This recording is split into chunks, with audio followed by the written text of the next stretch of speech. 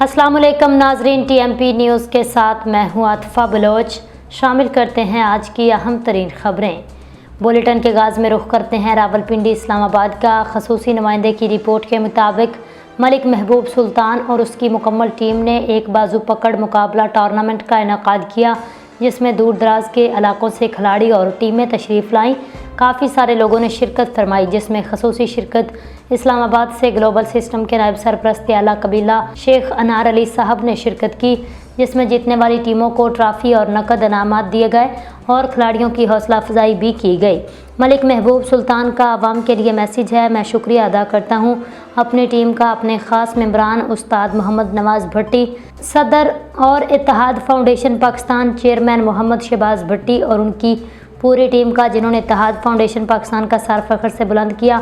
शुक्रिया अदा करते हैं उन मेहमानों का जो हमारे इस टूर्नामेंट में तशरीफ़ लाए, हमारा मान बढ़ाया। हमारी कौम बरादरी के बच्चों को ज़्यादा से ज़्यादा इन गेमों में हिस्सा लेना चाहिए।